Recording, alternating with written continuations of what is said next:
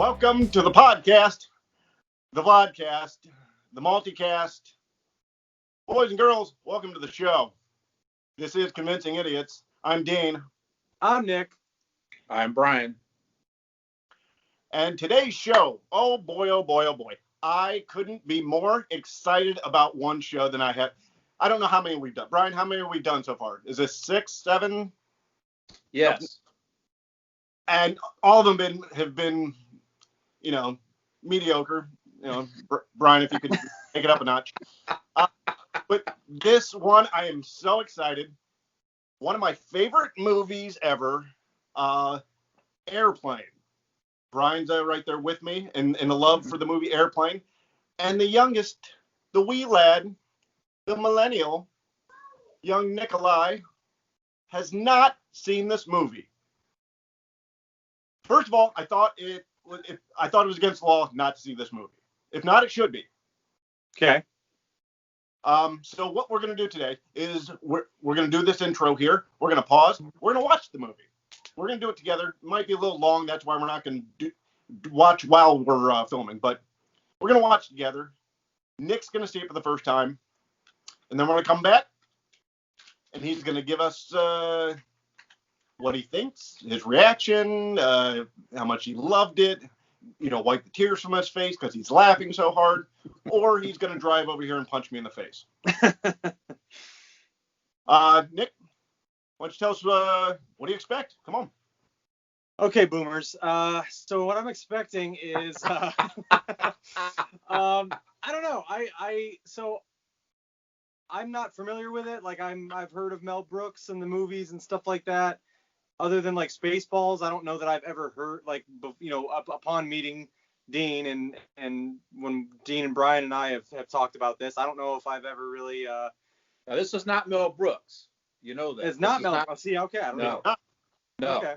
All right. So It's that style though. Is that what I'm to understand? Not that helps me. I've never seen any of those. No. What I am expecting, I don't know. There's part of me that thinks it's not going to be as funny as what maybe you guys think or remember, but you guys have both said that you've watched it recently and thought it was very funny. I've watched movies in the past that people have told me it's so great, and I don't know if it's because it's an older movie and they remember it differently, or in some cases it's just that hype train. Like people hype it up so much, and then when you see it, you're like, okay, like because you expect it to be so great, then it's like got nowhere to go but to disappoint you. Except for like Breaking Bad was something everybody told you how good it was, and then you watch it and you're like, shit, yeah, it's phenomenal. Like it is. It's even better than that. Okay. So it could be. I'm here with an open mind. It could be good. Nick, I got a question. Is there how much older movies do you enjoy? Do you enjoy movies like from the 70s, 80s, anything like that? Yeah. Now, have you seen like comedies from the 70s or 80s, like Young Frankenstein? No, I've not that one, but like Weird Science is one of my favorite movies of all time, and that's still funny to me. Now, I don't know if that's because of all the quotable lines and the memories it brings back when you watch it, but I still think it's funny. I think you could watch it today and it would still be humorous. Well, the reason I ask is because this is going to have 70s references in the movie. Okay. And it's a very 70s looking movie. Sure. The style, the look. You're gonna have to. I'm glad we're watching because there might be some things we might have to point out and explain. Okay. As a culture, not joke wise. I think it's gonna hold up joke wise. Okay. But culturally, that's where I think that you're going to watch this and be a little turned off by it. Is the cultural look of it. The jokes are actually what I'm the most curious about, is because like I don't know any of the jokes, but like for example, the joke that I believe the Shirley joke is this, right? Yeah. Where Shirley, you're joking, I am, or you can't be serious, I am serious, but don't call me Shirley. So that in a nutshell is what I expect. So that is where like I get it. It's very cliche. That's not clever. Okay. I mean, it is. I guess it. Also, okay, so the reason it's cliche is because they did it and it's so famous. So it's cliche now because it was so clever at the time. So I'll take that with a grain of salt. What's that? Have you seen the line "Delivered" by Leslie Nielsen? Have you watched the clip? Or well, I've heard it, like on the because radio. really, you got to watch the delivery, especially of Leslie Nielsen, how dry he is, and what the straight man routine that he did. Okay. Now, Nick, also, you have not seen any of the Abrahams Zucker movies. So you've not seen Airplane. You've not seen The Naked Gun. Nope. You've not seen Hot Shots. Nope. You've not seen Top Secret. None Nope. of these movies. So you have not experienced any of this humor. I've only Even heard all of that is one of those baffling to me, movies. but that's I've heard okay. of The Naked Gun. You've heard of it. I've heard of The Naked Gun. The other movie names I don't even know. Brian, he's a millennial. The only way he's going to get a laugh is if a fucking Teletubby runs up and tickles him. The purple one, please.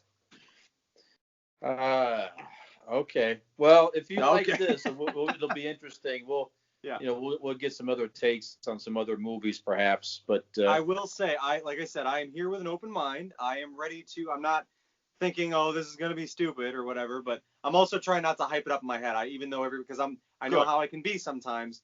Super Troopers was one for me when I was younger. Everybody was like, it's hilarious. You got to see it. It's the funniest movie ever. And honestly, if I hadn't heard all this stuff about it and everybody hyped it up, I'd probably be like, yeah, it was pretty funny. But I was expecting so much, so I'm trying to temper. I didn't like it because I was expecting so much. So I'm trying to temper expectations and keep it even keel. Open-minded, but even keel. I get what he's saying because I feel the same way about Monty Python and the Holy Grail. Yeah. Never seen. But everybody says it's great. Talked so much. And then when I actually went and saw it, I tried to watch it 4 times. The DVD is here. I've tried to watch it 4 times, and every time I get to the same part. And yeah, I could recognize I recognize that the joke is being told. I'm like, yes, I understand that joke. I get the joke. It's just not hitting with it. I find it funny. That's a different level of humor. There you have to, in my opinion, that movie you have to pay a lot more attention to. This one, I don't think you need to pay. Well, you get a lot of the jokes in this, and as you watch, for me, I've had to watch it several times to pick up more stuff because it's so much. I mean, it's a joke every few moments of this entire film. It's really nothing like it. And Dean, is there like a middle ground in this movie? Is it kind of like you either love this type of humor or you just don't get it? You're not going to like Naked Guns and that type of stuff much at all. For me, growing up, everybody that my age that watched it, I don't know anybody who doesn't like this movie. Mm-hmm. I'm sure there is. I'm sure there are people that don't like slapstick or whatnot. Mm-hmm. But I've never personally met anybody who didn't like it. Okay. All right. So this is a true slapstick comedy then? Yes. Because I think we've tried to determine what that is, and I'm like, I don't know if I've ever even seen one. I'm just explaining it, but I don't know. So I don't know what I'm really excited though. I don't know what to expect. I am too. The physical humor in this is very good. Part of the joke, Dean touched on already, is they wanted a lot of the actors to play it straight, right? So Leslie Nielsen, I don't know how he is not laughing the entire movie, but he was known at the time to being a straight guy, a straight man in movies. He was in horror movies and different things like science fiction type movies and stuff. And he plays this movie so straight. It's not unlike that. He was more slapsticky and Naked Gun a little bit, but even that he was pretty straight, and that's what makes it a heck of a lot funnier. Well, it's a crazy situation. Here's a guy playing it super straight right in the middle of it the entire film. Yeah. In the Naked Gun, he also there was some facial expressions. Yeah. Like when he rips off the cement dick. Yeah. That was a good one. He is straight. He is so straight in this movie. His facial expressions barely change in this film. It's pretty good.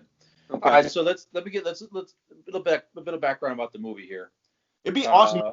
I It would be really awesome if we had some sort of like music intro when Statman steps up to the plate, like Statman. Yeah, Ooh, let's good. contact Aaron. I like it. Maybe he could do something for us. Yeah. All right, so this film was released January 1st, 1980, according to The paper you're reading. yeah, according to the paper. Rotten Tomatoes. I'm trying to say, I couldn't think of it. Here it is, the paper rating, which is actually 1 year to the day before Mr. Dean was born. That's right. Right. That's right. Can't So the imagine what life must have director's, been like. Apparently funnier. Yes, it definitely was a funnier world, that's for sure. So the producers, Jim Abrahams, excuse me, I said Abrahams, David Zucker, and Jerry Zucker. So David and Jerry are brothers. They all went to college together at the University of Wisconsin. They founded the Kentucky Fried Theater comedy troupe. Actually, they made a film prior to this movie, the Kentucky Fried Movie, which was all very weird skits. It was like, TV show skits, movie preview camp and stuff like that. So you can find that, I believe, on Amazon Prime. You could watch that for free. That is a very bizarre movie as well. So that was like in 78, I think, or 79, and then they made this one. This movie was nominated for a Golden Globe in 81 for Best Picture, Comedy, or Musical. It did not win. It did win, though, Best Adapted Screenplay by the Writers Guild of America, which is interesting because one of the things these guys like to do was overdub funny bits into bad movies. So that was what gave them the idea here. In the 70s, Dean might remember maybe a little bit more, but with watching some of these as a kid, reruns and stuff, but the 70s were very big on disaster movies. Yes. You had Inferno, you had Poseidon Adventure. What's that? The Poseidon Adventure. I've seen that one. What's that? Kelly, did you watch the old one or the new one? They remade it. Oh, the original. Well, both, but the original first, yes. Okay. I mean, and then a big one was towering infernos, people jumping in tornadoes and hurricanes, anything. But the biggest stretch in all of that was that Shelley Winters could swim that amount of length and come up, and that was impressive. Yeah. Before CGI, so really. Right. Yeah. I think O.J. Simpson might have been an Inferno too, if I'm not mistaken. Yeah, is that right? I think so. Yeah. All right. So a big movie back then was Airplane 1975. That was a big disaster movie with a plane crashing into an airport or something like that. So that gave these guys the idea we should do like a campy disaster movie. Okay. So they came across this movie, actual film. You can see it. You can find it out there. 1957, 0 Hour, which the premise is that's what this movie is. And instead of trying to overdub it or whatever it was, they decided let's just buy the rights to this movie. It'll make it easier for us to adapt it to what we want to do. Okay. And then there you go. Then they win an award for it, even adapting that actual film. So a lot of the dialogue in Airplane is straight from that film, and they work in all their gags and everything else. And was something I did not know at all.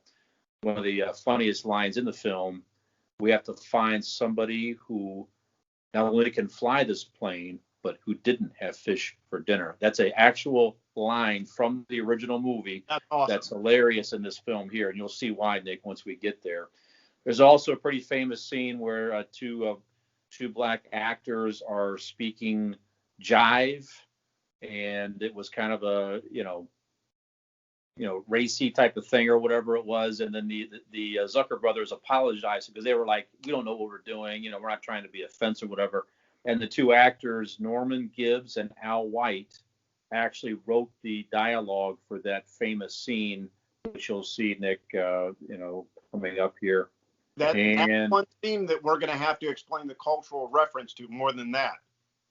The woman who talks to him. yes, It's a lot more yeah, sense Nick. if you know who he is. Yeah, Nick will not know, but yeah, we'll fill him in later. The the producer's mothers, Jim Abrams and the Zuckers, both their moms appear in this film. I read where they were, and then we'll watch it, and I'll point them out after the fact. It's kind of funny. They are, they do have, focused scenes in the movie, which is kind of funny. And this film was a blockbuster as far as it was budgeted at $3.5 million. And again, according to Rotten Tomatoes, it made $158 million at the box office, so which prompted a sequel, and it kind of was a springboard for these guys to go on. They made Police Squad. It was a very limited TV show, which was again very like this type of humor. It was canceled after like 6 episodes because I think the general public couldn't handle it on TV. And they later went on and made the Naked Gun and Top Secret, some of these other films and all that. So they had a nice run based off of the success of this film. But this one, in my opinion, this one and Naked Gun are their top two. And Top Secret was pretty good. If you like this, maybe we'll go back and watch the other couple. So that's a little bit about the film. Okay. Are we ready to pause here, gentlemen? Take a break and then watch the film, and then we may jump in and film a couple things of us watching a little bit as we go. But we're actually going to watch it, so we're not going away for a day or so. Nick is going to watch this film right now, and we're going to get his immediate reaction when we're done. Go ahead, Dean. And in real time, it will have only been a few moments. It'll be like magic, and I've watched it. You're listening to the same episode. Yes. The intro music, right? Like a little interlude, like they used to do for the movies. Intermission, yeah. Right. Time. Yep. But I just want to let you guys know I can't watch movies with clothes on. So, anyways, let's go. Let's do this. That's why I'm here. I'm not that excited to see Airplane. I'm like, it's more like a plane. What's that, Dean? It's more like a prop plane. All right, so we're gonna pause, and then we will see you all in a little bit, and it's almost like a baptism in a way. Right. It's like we're getting Nick ready, and I'm very curious how he's going to come through this. Is he going to be more enlightened, or is he going to think, you guys are stupid older guys and you don't know what funny is? This might open up a door for me, like of a whole new genre of comedy that I didn't even know I liked. Who knows? Yes. Brian, prediction? What's that? Do you have a prediction of how he's going to come out from it? See, I'm with you on the Super Troopers. I thought that was stupid. And I had almost a similar, with the Hangover films. Remember, Okay. Yeah. That first movie, everyone was like, oh my God, same type of deal. Yeah. It was so hyped up that the film, it was almost, the hype was almost its own worst enemy. Right. And I watched it, I'm like, it's funny a little bit. But that's how I thought about The Passion of the Christ. Yeah. So the people thought that was hilarious, right? It really wasn't that funny at all, was it? No, but I get it. I get what you're saying. And it was kind of a let. And the second and third one was horrible. But he didn't make it. Well, it kind of did. I don't know. It's weird. But anyways, we'll see how it goes. So this has been hyped up, obviously. So we'll see if it's. I hope it's not too much of a letdown for you. Yeah. So. No, I think, like I said, I'm trying to just keep it even keel, because I don't want to just sit there and think like this is going to be the funny. I'm trying to keep in mind when it came out and things like that, and jokes and what's clever for the time and stuff like that. So I'm trying to keep it pretty even tempo. If he's not laughing within the first 20 minutes, I'm calling in a fucking Teletubby.